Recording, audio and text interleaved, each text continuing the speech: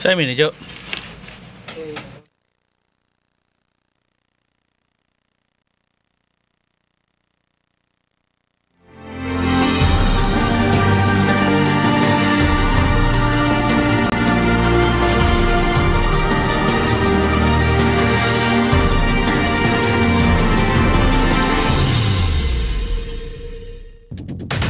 Issue ora mismo.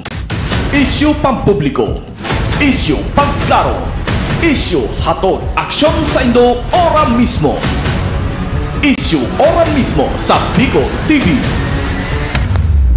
This program is brought to you by Greater Communication Development Institute, Peter and Paul Philippine Corporation, Starboard Inn, Blue Bar and Resto, GSA, Gubat St. Anthony and Cooperative, Keeper of Your Trust, Honorable Renalyn May Duca, City Councilor West District, Sorsogon City, Derm Pure Aesthetic and Wellness Center, City Councilor Danny Diladja, Bacon District, Mixed Resto Bar, Angel Resort, Honorable Ellen Ativo, Villa Soto Resort, Tina's Hotel and Resort, Rohel Polleros Botox, Mais Hotel and Resort, Mais Cafe, Director Victorino Bitong Daria, Attorney Crunimar Escudero III, Folleros Botox Builders and Design, Ian Renovalles, sa pagtulong mabilis. Sorsogon 2 Electric Cooperative, Honorable Sammy Luyo ng Barangay Kabidaan, Sorsogon City, SM City, Sorsogon, Honorable Lubimir M. Lubidina of Pilar, Sorsogon, Solis Institute of Technology, Bulan, Sorsogon, Miss R.C. Glipo, former board member, 2nd District, Sorsogon, Honorable Gloria L. Alindugan, Mayor of Huban, Sorsogon, E. Chongson Builders, Barangay Dila, Santa Rosa, Laguna, Hershey's Food and Refreshments, Judge Solar Lights Trading, Zia's Beach Place, Iyata Beach Sanctuary. Magandang umaga Pilipinas kong mahal, Luzon, Visayas, Mindanao. Magandang umaga po. Tayo po ay live na mapapanood sa Facebook page ng Bicol TV Sorsogon, ang nag-iisang telebisyon sa buong probinsya ng Sorsogon. Magandang umaga po sa inyo. At live din tayong mapapanood sa YouTube. Mga kaibigan, tumutok lang ngayong Lunes dito sa ating programang Issue Ora mismo. Ang inyong likod si Rosauro Amistoso, Monday to Friday, 8 to 9. Sabi nga lang parang PCSO, walang kupas. Iyan, okay? So bago ang lahat mga kaibigan, bigyang daan muna natin ang ating mga balitang nasyonal, balitang pambansa mula sa pahayagang Pilipino Star ngayon.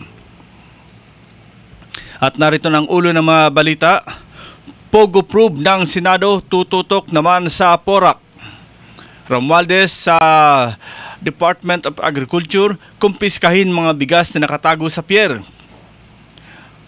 Benguet Vice Governor, sinampahan ng kaso sa Ombudsman. Mga Pinoy sa Lebanon, pinayuhang umalis na. At eyeglasses at wheelchair, sagot na rin ng PhilHealth. Ba, magandang balita ito ah. Ayan. At narito na ang ulo ng mga balita. Narito na ang detalye ng mga balita. Pogo prove ng Senado, tututok naman sa Porac. Manila, Philippines. Tatapusin na ng Senado ang investigasyon nito sa mga illegal na Philippine Offshore Gaming Operators or Pogo sa Bamban, Tarlac para tutukan ang niraid na Pogo Hub sa Porac, Pampanga. Ayon kay Senador Sherwin Gatchalian, sabi niya kay Senator Riza Hontiveros na pwede na nilang pagtuunan ng pansin ang nangyaring raid sa Porac. Si Hontiveros ang chairperson ng Senate Committee on Women, Children, Family Relations and Gender Equality na nagsasagawa ng pagdinig sa illegal na pogo at paglabag nito sa karapatang pantao. Ipinunto ni Gatchalian na kung hindi nilalagay sa spotlight ang nangyaring raid ay hindi sasampan ng kaso ang mga dapat managot. Noong Hunyo, nakatuklasan ng mga otoridad ang mga biktimang pinahirapan sa umano'y torture room at ebidensya ng mga operasyong love scam sa loob ng Porac Pogo Hub. Sinabi ni Gatchalian na magkakaugnay ang mga personalidad na nag-uugnay sa krimen sa bayan ng Bamban at Porac habang halos magkatulad ang kanilang modus. Isa rito si Tony Yang, kapatid ni Michael Yang, ang economic advisor ni dating Pangulong Rodrigo Duterte na di umano ay katransaksyon ng na-dismiss na Bamban Mayor Alice Go. noong kasagsagan ng operasyon ng Pogo sa kanyang munisipalidad. Naniniwala si Gatchalian na kaunting panahon na lamang ang hinihintayin para mailipat si Go mula sa PNP Custodial Center sa Camp Crame patungo sa Pasig City Jail, female dormitory, sa kabila ng karapatan ni Go na makapagpiyansa mananatiling nakulong ang na-dismiss na alkalde dahil sa naharap rin siya sa non-bailable human trafficking charge.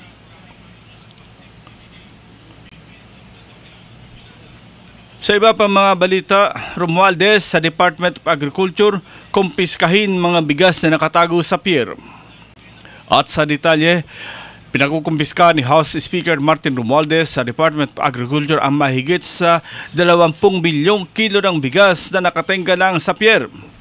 Ayon kay Speaker Romualdez, sabi ng DA, bayad na ang mga duties and taxes ng mga bigas na ito, pero bakit di pa inilalabas ng mga may-ari? Babala ni Romualdez, pag hindi nila ilabas yan at dalhin sa merkado, pwede na sigurong kumpiskahin ng gobyerno dahil sa hoarding. Matatanda ang ibinulgar ni DA Secretary Francisco Laurel noong nakarang linggo na milyon-milyong kilo ng bigas ang nasa pier at nakatenga lang doon. Ani Laurel, pag nadalas na sa mga palengke ang mga bigas, tiyak na bababa na ang presyo ng bigas sa mga palengke. Aniya, wag na nilang antayin na pasyalan na naman natin ang pier at pagbubuksan sa Bureau of Customs ang mga bigas na yan. Sa iba pang balitang nasyonal, Benguet Vice Governor sinampahan ng kaso sa Ombudsman. Sa detalye, kasong graft and corruption ang isinampa ng isang grupo ng Office of the Ombudsman laban kay Benguet Vice Governor Erickson Felipe. Ayon sa Task Force Kasanag, may conflict of interest umano ang pagiging Vice Governor ni Felipe at pagiging may-ari niya ng Tagel Corporation, isang construction firm na may transaksyon sa gobyerno. Nakasaad rin sa nasabing reklamo, nakakuha umano ng 30 kontrata ang kumpanya ni Felipe sa Department of Public Works and Highways na nagkakahalaga ng 1.35 billion pesos noong 2022 hanggang 2023 habang siya ang vice gobernador. Malinaw na ito raw ay paglabag sa Republic Act 3019 at 6713 o ang Anti-Graft and Ethical Standards of the Government Official.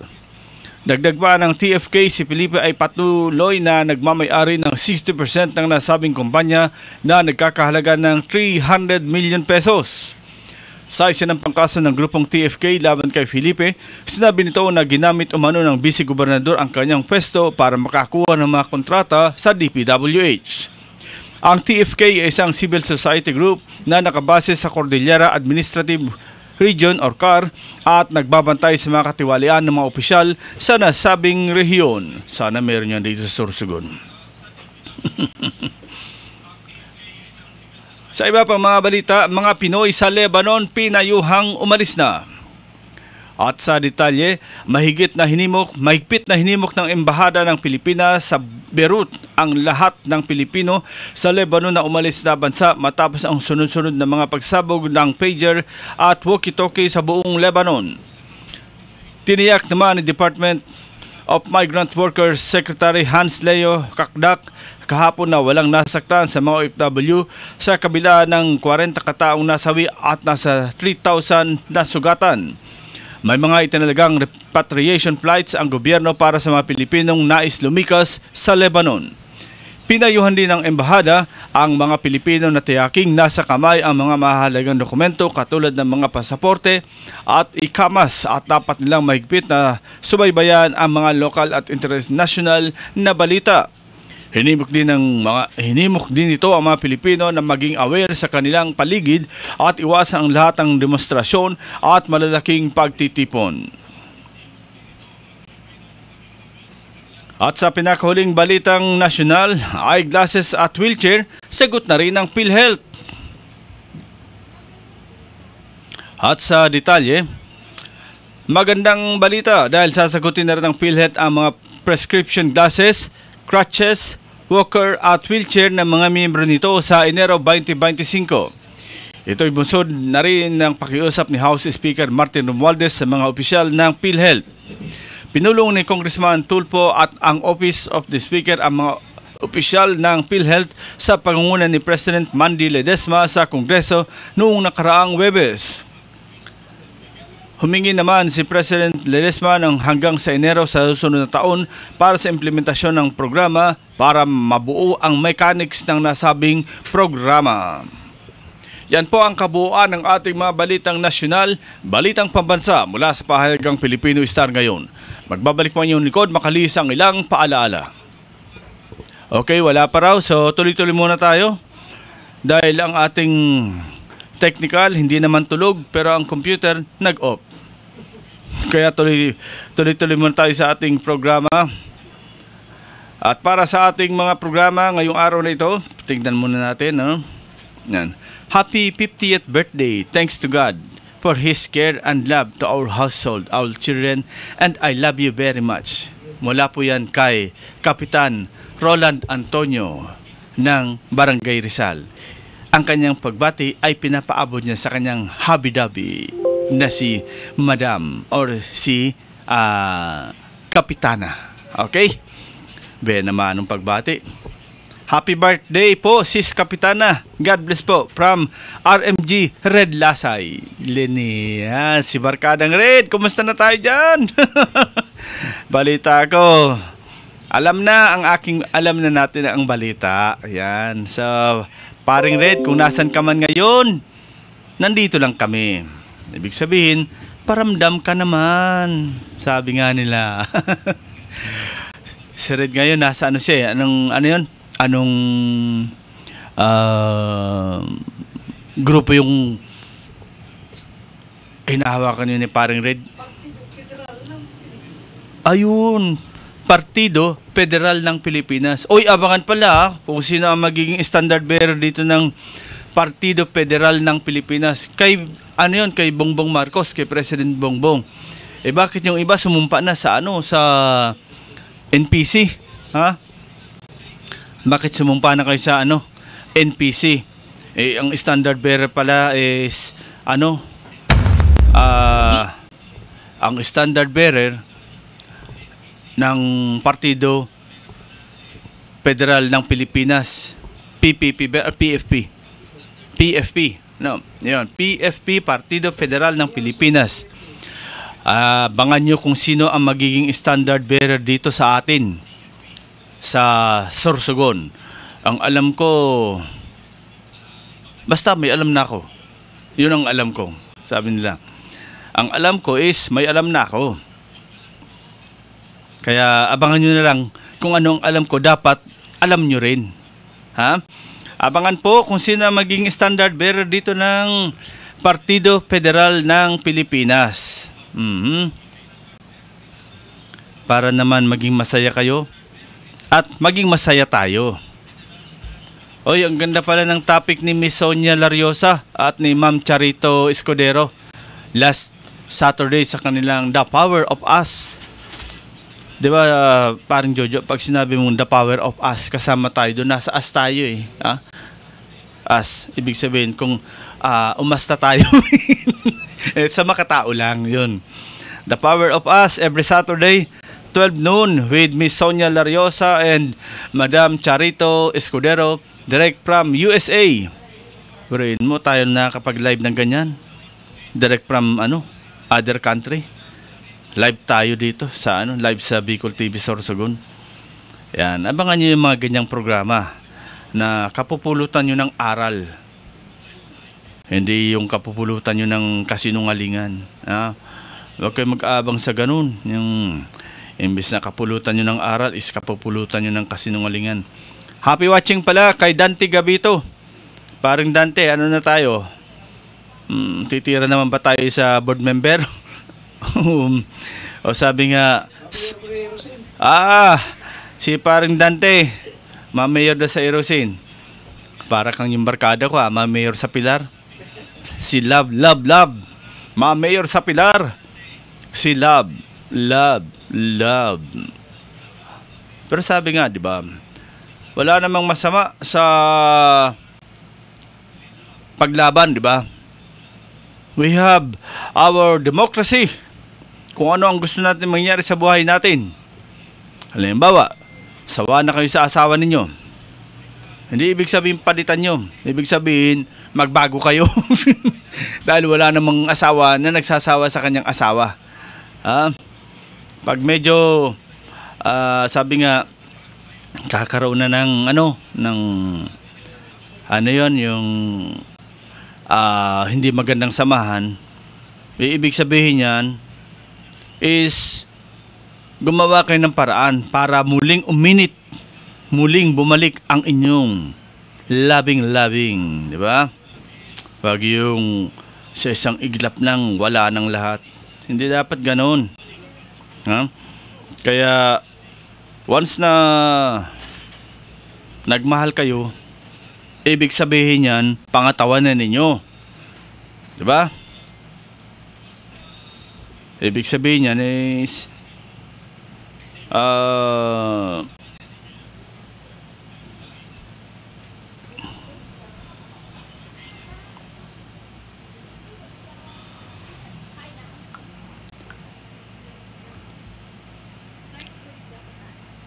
tandaan nyo yung payo ko sa inyo, yung babae minamahal sa umaga, sa gabi, alam nyo na, di ba?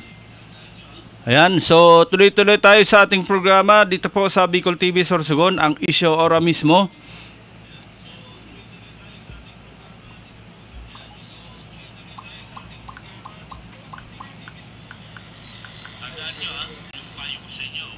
Happy watching pala kay Pamurayan Barangay Captain Arles Anaban. Hindi. Kalupit Arles Anaban. Yan.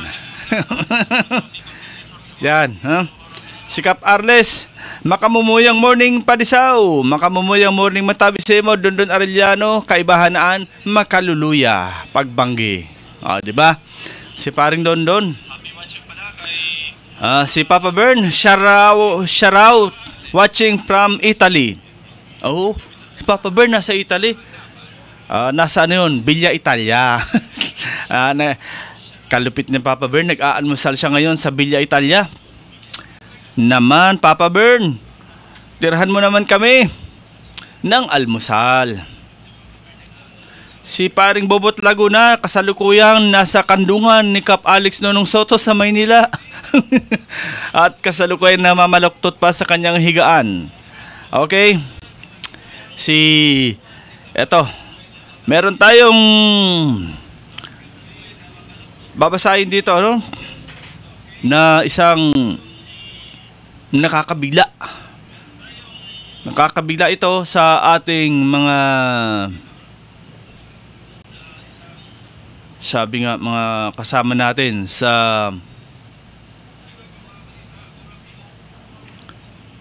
ating mga kababanwa or sa ating kaprobinsya ng Sorsogon. Ito ang balita na Representative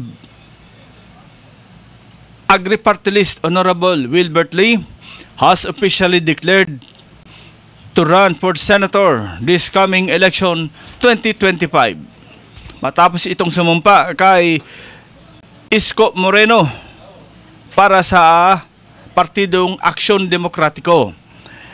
Last Saturday, ang pahayag ni Manoy Wilbert Lee, maraming salamat sa Panginoon sa patuloy na paggabay sa labang ito.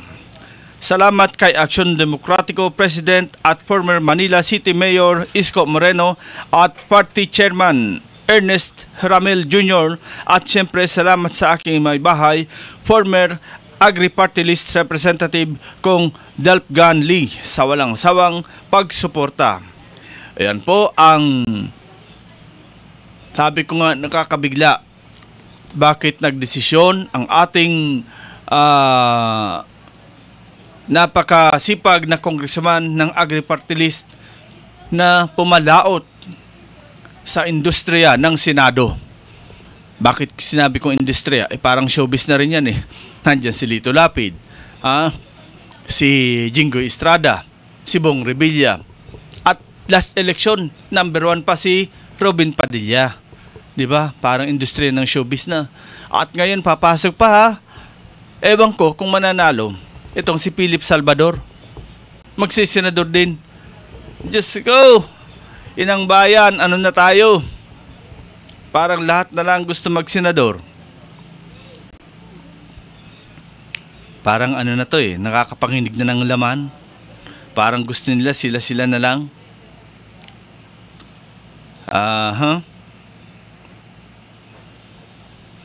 Shout out po kay Shekinah Cruz Valladolid from Papa Bern. Maraming tagahanga ito si Papa Bern. Dapat nito ibalik na ang kanyang programang Palain Tayo. Yan. So mga kaibigan, samantalang sa top 30 yata hindi man na nakapasok si Kong Wilbert. So ano po ang nagdesisyon or ano po ang nagbigay sa kanya ng sisang advisor ni Kong Wilbert Lee na para pumalaot ito sa Senado? Alam naman natin, napakasipag ng congressman na ito. Wala akong natandaan simula nang manalo ito bilang congressman sa Agri-Party List, tuloy-tuloy ang pagsiservisyo nito. Kahit saan mo makikita ang kanyang karatula na Agri-Party List, nakalagay dyan sa mga bus na pumapalaot hanggang Mindanao. Nakalagay yung yung Agri-Party List. At nakita naman natin kung ano yung mga ginawa niya sa Congress. Bakit tuloy-tuloy ang kanyang pagpalaot sa kanyang political career. Kaya para sa akin, hindi naman po nakakapanghinayang na ang ganitong klaseng tao ilukluk mo sa pwesto bilang senador. Problema nga lang, ang mga nakapaligid or ang mga katunggali nito. Nasabi nga, nung nangangampanya, si ganito, tahimik lang yan. Hanggang sa nakaupo, tahimik pa rin. Ito ba ang klase ng mga tao na dapat nating ilukdok dyan sa Senado? Kailangan ba mga ganitong tao? O poder lang talaga ang kailangan nila? Parehas ng isang senador na sino ba yun? Yung anak ni Binay? Hindi, yung si Nancy Binay. Kung matapos na ngayon, magpapalitan naman sila ng kanyang kapatid. Si Abby Binay naman, na dating mayor ng Makati, as of now, mayor pa ng Makati, magtatapos na sa pagiging senador, si Nancy. Ngayon, magpapalit naman sila. Si Nancy Binay naman yung magme-mayor sa Makati. At ito namang si Abby, magtatapos na sa pag-mayor. Kaya, siya ang magsisenador. Parang wala nang ibang apelyido dyan Yung Villar, si Cynthia Villar, magtatapos na. Papalitan naman ito ng anak. Samantalang sa ngayon, nakalukulok pa yung isang anak, si Mark Villar. Ngayon, papasok naman yung isang anak. Dahil si Cynthia Villar, ang balita natin, magko-congressman sa Las Piñas. Wala na bang ibang apelyido? Wala na bang ibang apelyido na mapipili tayo? Na sabihin natin, bigyan naman natin ng pagkakataon na makapagsilbi sa Pilipinas kung mahal. Parang sila na lang. Sino pa ba yun? Ang mga si Cayetano. Ang magkapatid na Cayetano, congresswoman, congressman. Magkapatid na Estrada. Sa ama nga lang. Tapos ngayon, papasok ang magkapatid na Tulfo. Si Erwin at si Ben Tulfo. Nangunguna pa yata sa survey yung magkapatid. Hindi ba pwedeng isa lang sa bawat pamilya? Hindi naman natin masasabi yan kasi nga sabi nila, we are not against the anti-dynasty. Pero dapat hindi anti-dynasty. Lahat naman gusto magsilbi. Sabi ni Ma'am Sally nung panahon, dynasty of service ang dapat. Paras din dito sa atin, sa Sorsogon. Nandyan si Governor Boboy Amor, Mayor Esther Amor, ang kanyang may bahay, yung anak nila si Tess Gonzales, yung anak pa nila si Mines Amor. But they will not call it as anti-dynasty. That is dynasty of service. Happy watching pala kay ABC President Nestor Baldon. Kagawad, magandang umaga po sa iyo. Sana magkaroon tayo ng second part dito, yung follow-up natin doon sa mga nabisto na nagbebenta ng mga prangkesa na hindi naman taga-city. Or sabi nga, may involved daw dito ng taga-city.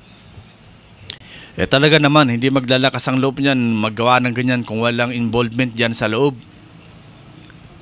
May contact yan dyan sigurado. Problema nga lang, nasa na yung contact? Hindi na malocate.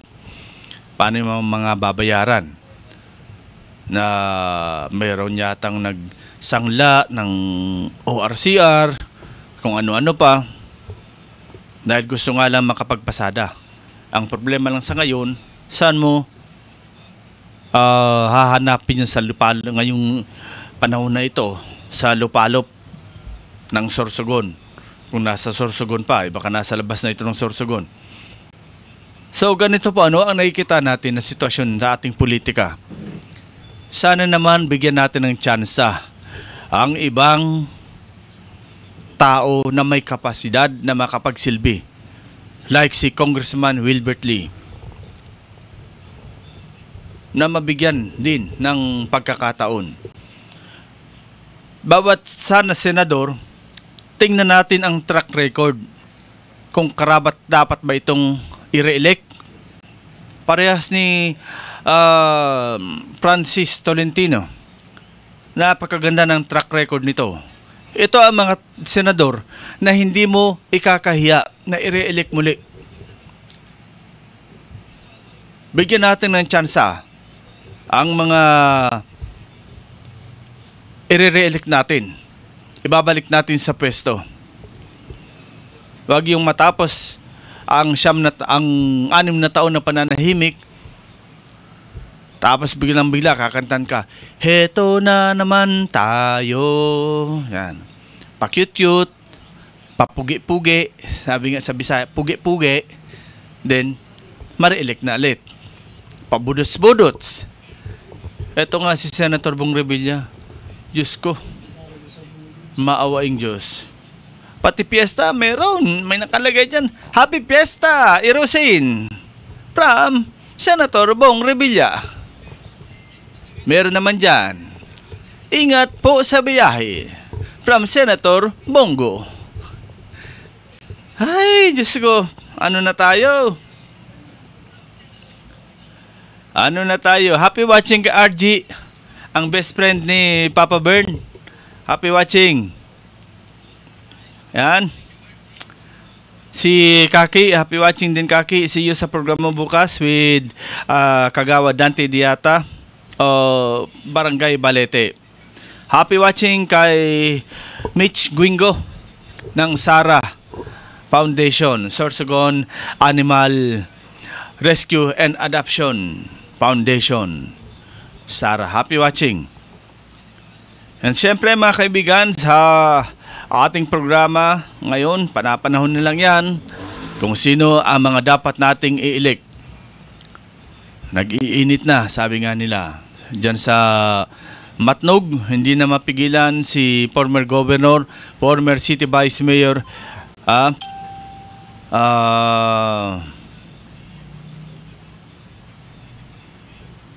Bobit Lee Rodrigueza. Yan, hindi na ito mapigilan. Sa kanyang magiging katunggali na sino nga yun? Si former Mayor Clauditzo dyan sa Matnog.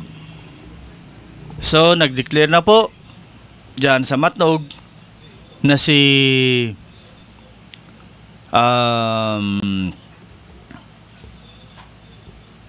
Clauditzo ang tatakbo na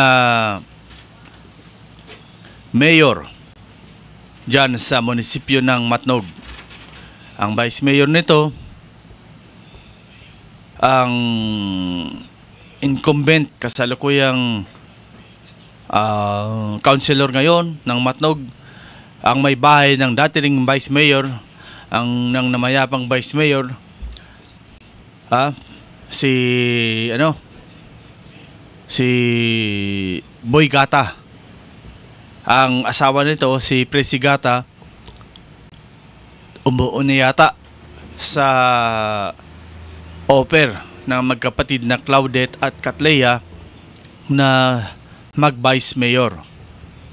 Sa lado naman ni Bobit Lee, ang magiging vice mayor nito, ang incumbent vice mayor na si Jay Ubaldo, anak ng namayapang mayor ng Matnog before na si Panday, Emilio Ubaldo Panday. Dito natin po makikita, no, sino-sino ba talaga ang dapat ma-elect or sino-sino ang bibigyan natin ng pagkakataon ngayon na makaupo naman. Pares nito si Lobimer dyan sa Pilar. Narinig naman ninyo ang pakiusap ni Lobimer sa ating programa nung ma-interview natin ito. Sabi ni Lobimer, isang term lang, subukan nyo ako. At pag nasubukan nyo ako, gaganda ang buhay nyo. Kasama na si Jojo Lascano at si Buddy Duca. Dito sa ating programang Hindi Natutulog ang Teknikal. Parang Gus Abilgos. Ayan mga kaibigan, sa ating ibalik natin kay Congressman Wilbert Lee, na kung saan, yun nga, nagsalita na ito, nagbigay na ito ng kanyang pahayag na tuloy na ang kanyang congressman o pag-senador. Matapos ang pahayag niya na parang wala nang makakapigil sa kanya. Ito ang naging pahayag, opisyal na pahayag ni Congressman Wilbert Lee. Opisyal nating idineklara ang pagtakbo sa Senado sa darating na halalan 2025 kasabay ng ating panunumpa bilang miyembro ng Aksyon Demokratiko, ang partidong binuo ng aking kapwa Bicolano at isa sa mga iniidolo sa serbisyo publiko, Raul Roco. Matagal na pala itong Aksyon Demokratiko. Time pa ito ni former Senator Raul Roco. 98, tagal na. Maraming salamat sa Panginoon sa patuloy na paggabay sa labang ito. Salamat kay Aksyon Demokratiko President at former Manila City Mayor Isko Moreno at Party Chairman Ernest Ramil Jr. At siyempre salamat sa aking may bahay, former Agri-Party List Representative Congressman Delpgan Lee sa walang sawang pagsuporta. Marami po tayong hamon na harapin, pero dahil kasama po natin ang Aksyon Demokratiko, kaya nating gawin ito para sa mga Pilipino. Laban nating lahat ito. Manoy Wilbert Lee. Ayan. So very clear po ang pahayag sa atin ni Agri-Party List Wilbert Lee. Yan. Agri-Party List Congressman Wilbert Lee.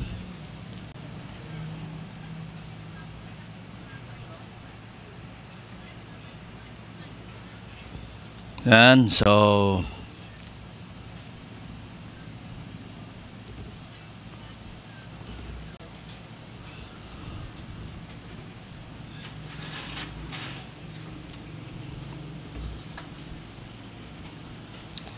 Once again, happy watching kay paring Bobot Bawawaw, ang Pilipinas kong mahal na kasalukuyang nasa Maynila nila. Okay? So, yan po. Happy watching kay Ma'am Gloriosa Lolo from Hong Kong.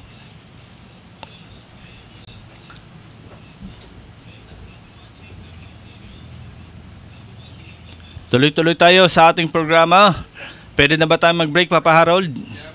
Okay, break muna bago tayo tumuloy sa ating ikalawang yugto ng ating programang Issue Ora Mismo.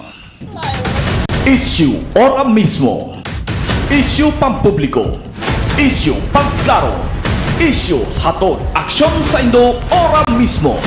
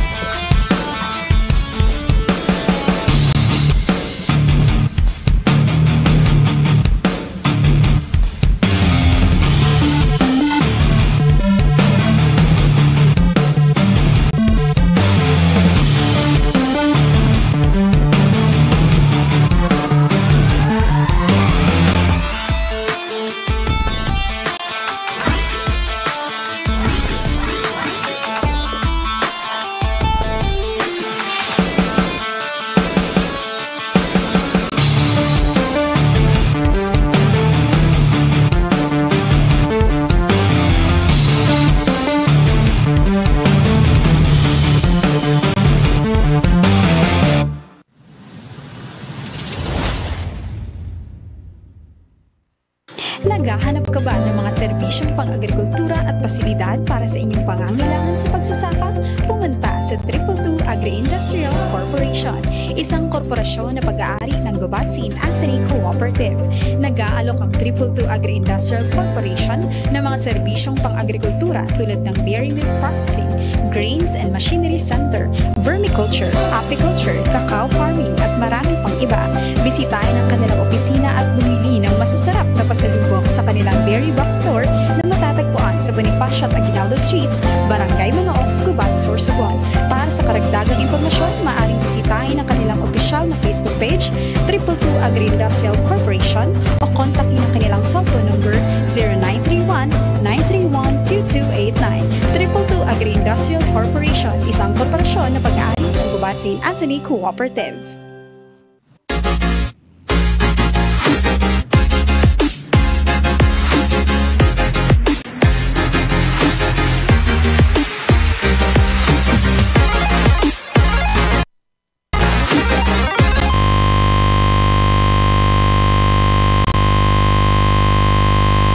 Okay mga kaibigan, yan. Umugong na, ibig sabihin, pumasok na ako. Kasi nagka-problema na naman sa technical. Ewan ko kung si Harold ang may problema o ang computer. Pero malamang ang computer, bigla na lang yan. So tuloy-tuloy tayo mga kaibigan. Inaantay natin ang report sa labas ni Buddy na, duka pa. Wala namang report si Papa Maki, Okay, so yan po. Diyan sa Matnog, abangan ninyo ang magiging kaganapan dyan sa Matnog, Sorsogon. Abangan yan para sa inyong kapanapanabik at anong tawag doon, yung kagilagilalas na kaganapan dyan sa Matnog. Mga next week yan, abangan nyo. Merong mga dyan, pupunta ang Bicol TV team. Siyempre, kasama ang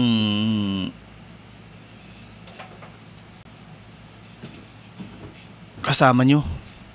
Alam nyo kung sino yun. Kasama rin si Buddy na, duka pa. Bihira yan. Mangyari na ang mga gwapo magkakasabay-sabay. Pero hindi ko lang alam kung sino ang pinakagwapo, ha? Okay, so happy watching man kay Janet Bautista. Yan. Sa kung nasan ka man sa ibabaw ng mundo, salamat sa panunood mo. Maulan na naman mga kaibigan. Habang maulan, siyempre tuloy-tuloy tayo sa ating programa. Rain or shine, hindi pwedeng matigil ang ating programa. Diyan pala mga kaibigan sa Castilla. Ano po itong balita na ang makakalaban daw ni Mayor Bong Mendoza ang dati ring mayor ng Castilla. Ang dating 3-term mayor ng Castilla, si Padioli Bermillo. Nakaabot lang dito sa atin yan. Parang Martes ba? Hindi pa naman yung confirm. Pero base sa nakaabot sa atin, yun nga si former mayor Padioli Bermillo ang matakbong mayor again sa Castilla. Laban kay Mayor Bong Mendoza. Baka naman pwede namang pag-usapan yan na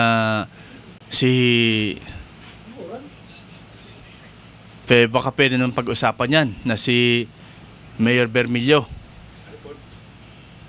Okay, so mga kaibigan, maya-maya po abangan ang report ni Badina Duca pa habang siya ay nagbibiyahe pa sa ngayon mula sa Kalawakan ng Bunga, Bacon District, Sorsogon. Happy watching kay Ma'am Gloriosa Lolo all the way from Hong Kong. Yan, si Clark, shout out watching from Talisay. Layo ng pinagmulan mo So abangan po kung sino ang talagang lalaban dyan sa Castilla.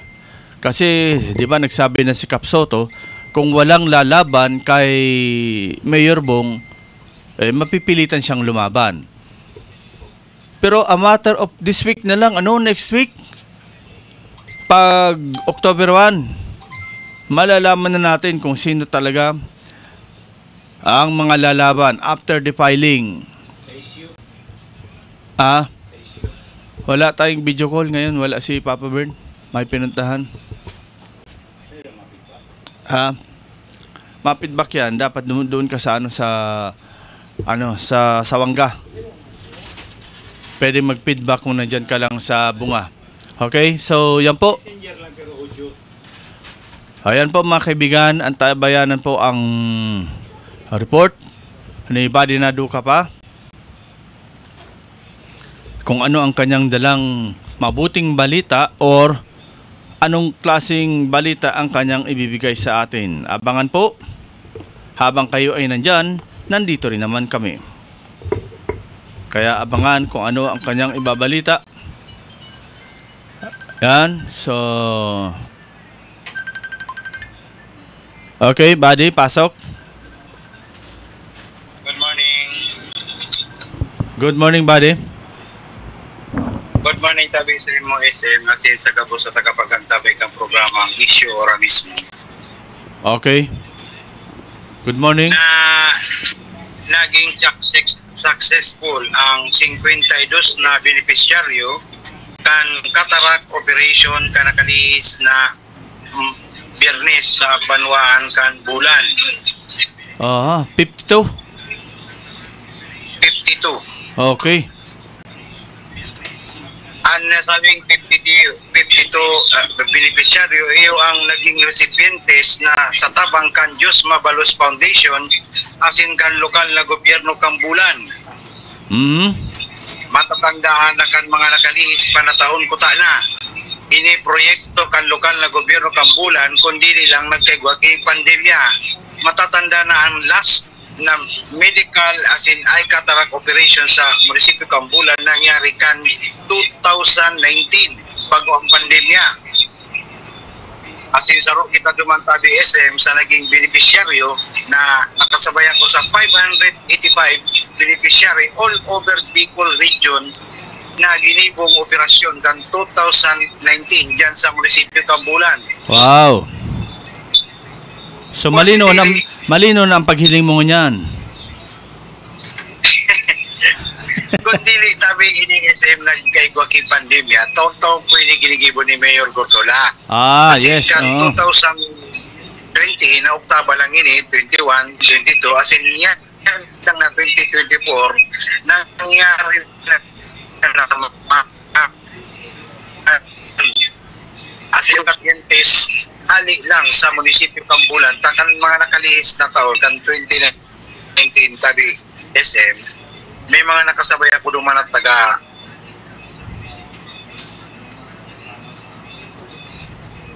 kasi naraman nila ta pinost ito ni nila Kambulan sa Facebook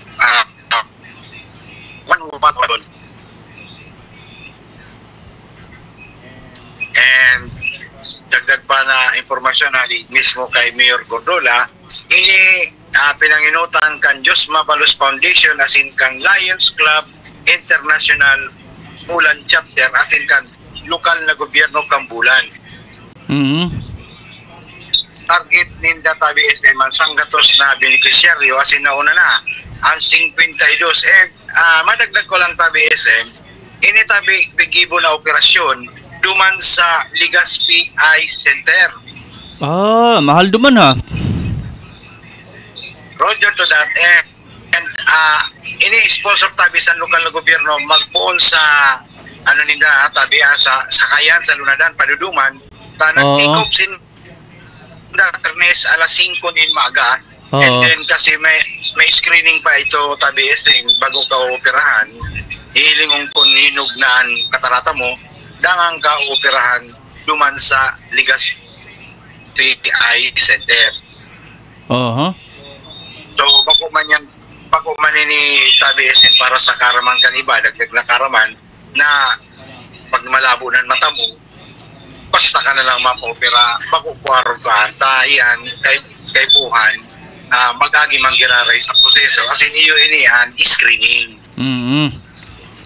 Hilingon ko so, na kung anong states na Roger to that pag papahinog-hinugon ta pares kay ito i-share ko lang kaya ako naoperahan bako pahinugon so mata ko and then may pinataksinda na after pirang oras saka na nahinog and naalis yung katarata sa kuyang mata. Dapat palang kalburuhon ko na. So, i-picture talaga yan nadumduman ko nga ni kan nakalis na mga taon na kana ko man nagsalan sa screening ta medyo makulbaon talaga ta BSM ta an makulog man lang duman ang pagtusok ang dagong. Aran mas makulog ang pagkabigo o ang pagtusok sa dagom? Ang pagtusok sa dagom kaya tusok ko ng mata mo. Ayun makulog. Bako man itong nabigo ka.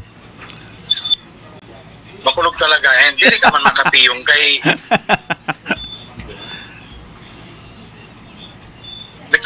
So, may stat pa na 48 na target ang munisipyo Kambulan and palagos sa indang pagpapalista kan mga espesyalmente sa mga gurang na mga senior citizen na gusto na malabuan magpopera dyan sa nasabing munisipyo iyo ang sa indang mismong pig na 48 pa ang isla sa indang pig kahalat. Ano yan mga bulan ninyo? Roger Tarat, may kaibahan tabi ni SM lain ini para sa dati na target ninda is limit niyan may limit ini taga-bulan lang. Taga-bulan lang talaga.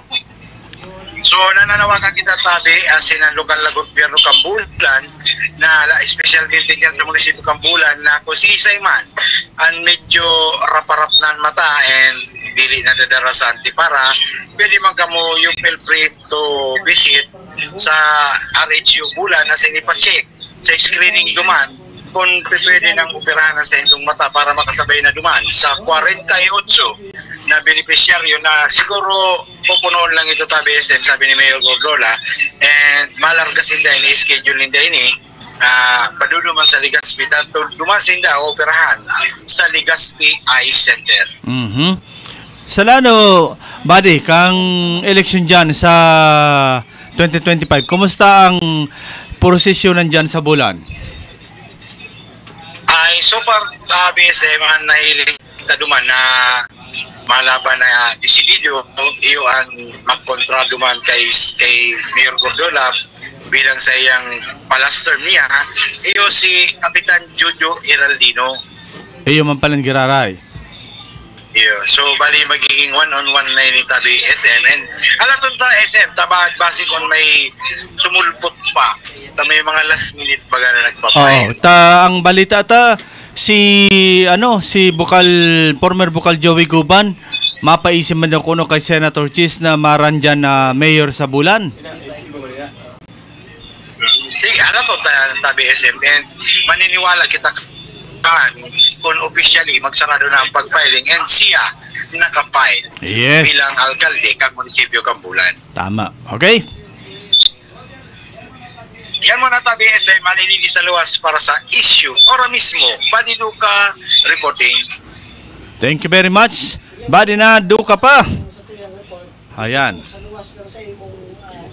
Yan po ang report ni Badi Duka. Hali pa sa Banwaan kang Bulan.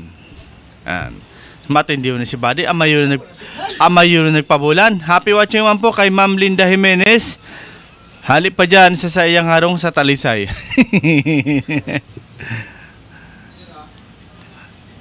Ayan. So, dagas-dagas kita, no? Sabi nga ni baga mga tugang, wala namang masama kung tumakbo ka, siguraduhin mo lang na pantay ang iyong paa sa pagtakbo. Okay?